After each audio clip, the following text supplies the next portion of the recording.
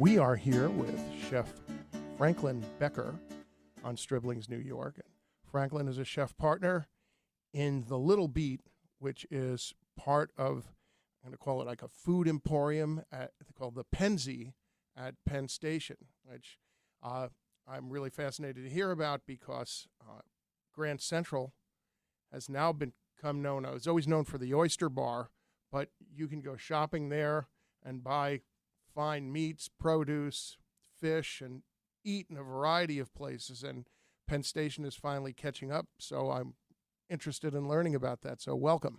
Thank you for having me. So what can you tell me about your place?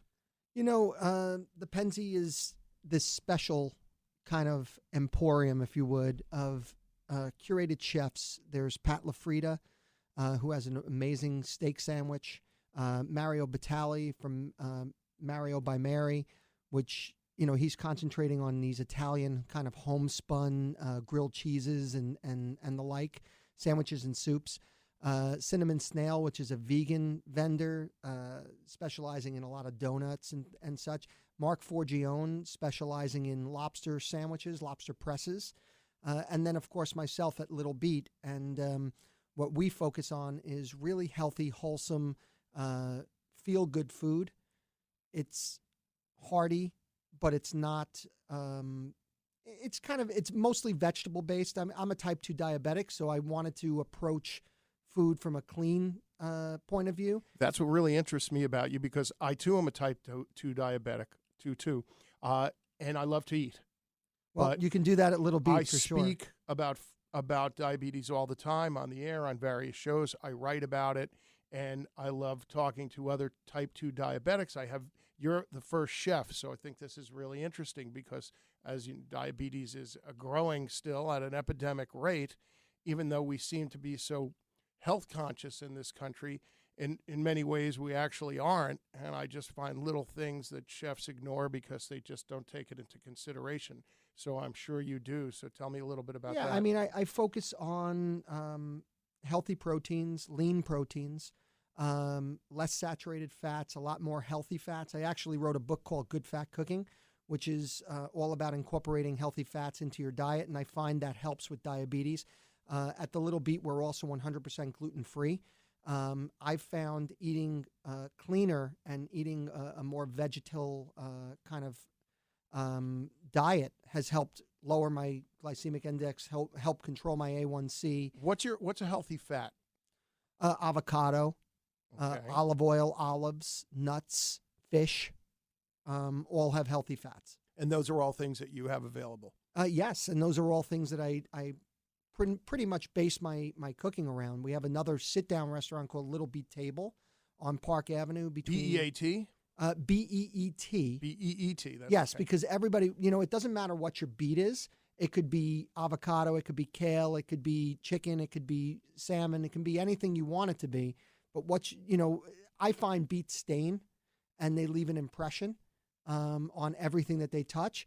And so for me, the name Little Beet kind of is a very impressionable place, because when you eat the food there, you're coming back. We're going to find you at littlebeet.com then, too? Little Beet Table, littlebeet.com. And what about on Twitter? On Twitter, I'm at Chef Becker NYC and at The Little Beet.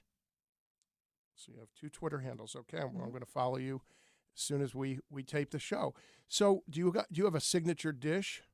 I have a number of signature dishes, but at Pennsy, one of the things we're concentrating on is throughput and really getting food to the guests as quickly as possible, because they're in transit and they're either going back to the office or they're going away, via train.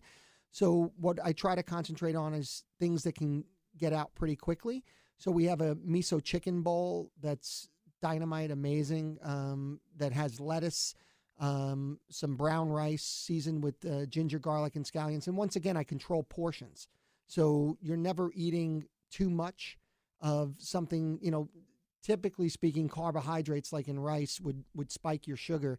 In this case, we're controlling the amount of rice that's in the offering. We're offsetting it with more vegetables.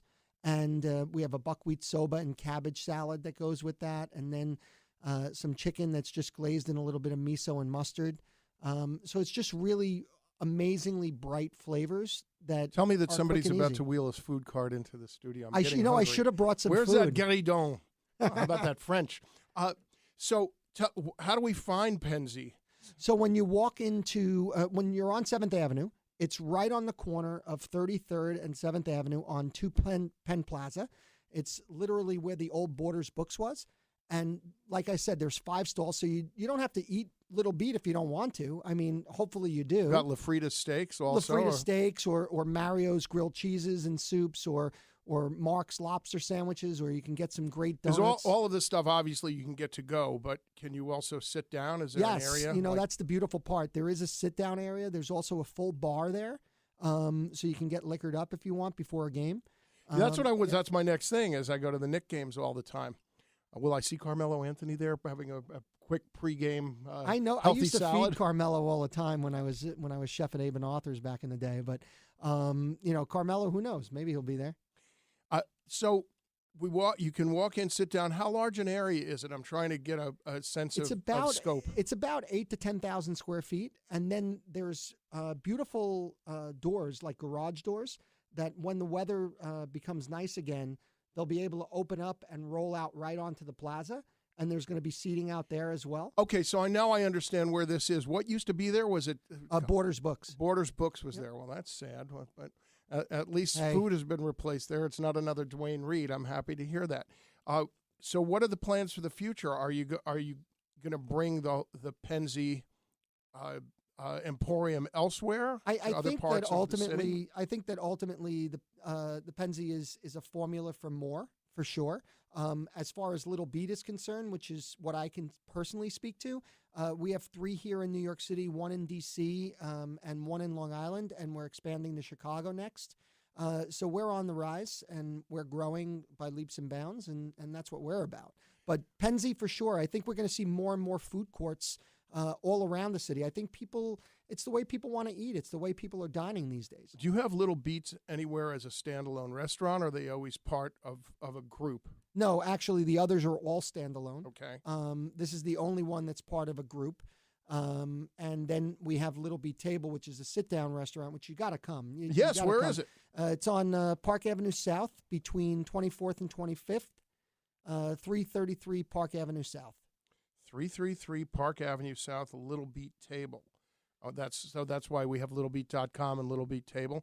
Tell me a little bit about that. Is it the same? Is it a more extensive menu than the one you have It's much more Pennsy? extensive. It's a sit-down restaurant, much more focused on my principles of cooking. I have one of the dishes that I did on Dr. Oz was a signature salmon with pistachio dust and avocado caponata, black olive oil. So it has all the healthy fats incorporated into one dish under 500 calories.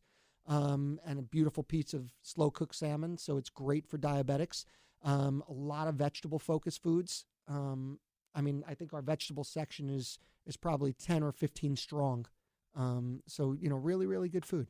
Well, here's a question. I'm going to get into food and diabetes because as a diabetic, there's so much pharmacology that can help us, and many diabetics also have to deal with high blood pressure. So, of course, then take 3 different blood pressure medications like I am because I eat out so much. There's salt in everything. Are you seeing? Is there going to be any kind of move for chefs to cut back on the amount of salt in food? Because if you go to a restaurant, you often say, "Can I have it no salt?" They'll say, "Well, when the food was prepped, we put the salt in long before, and so there's nothing to take out." I come from the school of thought that salt does enhance flavor. That being said, what I generally like to do is coax out as much flavor as possible from the cooking methods. So to give you an example, I have a sweet potato dish that is finished with some smoked sea salt, but the potatoes themselves are slow cooked and then finished in a high heat oven so they caramelize and almost replicate the natural sugars that would develop that you would see on top of like a marshmallow crusted sweet potato, on Thanksgiving. And sweet potatoes are very good for us diabetics. Oh, they're tremendous. I think they're the most important thing, especially when you combine them with olive oil. You're getting, healthy fats from the olive oil, which is helping to increase the amount of beta carotene and manganese and everything that's coming into your bloodstream. So sweet potatoes are fantastic, low in calorie, really great on the glycemic index. So I really concentrate on sweet potatoes a lot at both my restaurants. But that simple preparation enables me to control the amount of sodium in it. As far as I think moderation and eating in moderation is the answer. It's always been a problem of mine. Another question is, I'm not sure where I was reading this because I use Twitter so much that I'll just hit a link and read something. But I read something this morning about diners are paying more for farm-to-table food now at a restaurant gladly because it's healthier and it's better for them. Are you finding that? That's what we practice is farm to table cooking and give me an idea too, a price range at Pennsy and then price range at your Park Avenue South. Sure. So Pennsy, our check average is about $12, whereas on Park Avenue South, our check average is about $52 per person. And do you serve wine? We have full liquor at Park Avenue. We don't have. That's what I'm talking now about. About Little Beet Table. So, and how about steak? Do you serve steak there? We do. We have a beautiful, beautiful skirt steak that we get from a vendor out in Kansas that really takes care of their animals properly. Well, thank you so much for joining us on Stribling's New York. I'm going to come to both places very soon. I look forward to seeing you there. Thank you. Look forward to having you.